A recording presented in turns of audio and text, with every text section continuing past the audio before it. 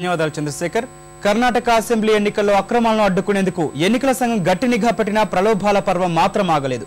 ఓటింగుకు కొన్ని గంటల ముందు వరకు ఆయా పార్టీల అభ్యర్థులు పంపకాలు కొనసాగించారు. 18 కోట్ల రూపాయల నగదుతో పాటు దాదాపు 12 కోట్ల విలువైన మద్యం, వివిధ రకాల వస్తువులను పట్టుకున్నారు. మొత్తం 3000కు పైగా కేసులు నమోదు చేశారు. కర్ణాటకలో పోలింగ్ కు కొన్ని గంటల ముందు వరకు ఆయా పార్టీలు వారి అభ్యర్థులు తుది గంట ఓటర్లను ప్రసన్నం చేసుకునేందుకు ప్రయత్నించారు. ఎన్నికల సంఘం నిఘా పెంచినా ప్రలోభాల పర్వానికి అడ్డుకట్ట వేయలేకపోయింది. మద్యం, డబ్బు మంచినీళ్లలా ఏరులై పారాయి. పురుషులకు డబ్బుతో పాటు మద్యం పంపిణీ చేశారు.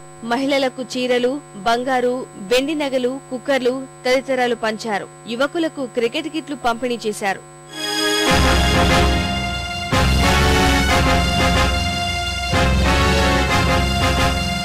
ఓటర్లకు పంచేందుకు తీసుకెళ్తున్న దాదాపు 18 కోట్ల రూపాయల నగదును అధికారులు పట్టుకున్నారు. 5.7 కోట్ల విలువ చేసే 85,000 లీటర్ల మద్యాన్ని స్వాధీనం చేసుకున్నారు. 6 కోట్ల 19 లక్షల రూపాయల విలువ చేసే వివిధ రకాల వస్తువులను జప్తు చేశారు. మొత్తం 800 కేసులు నమోదు చేసినట్లు కర్ణాటక ఎన్నికల అధికారి తెలిపారు.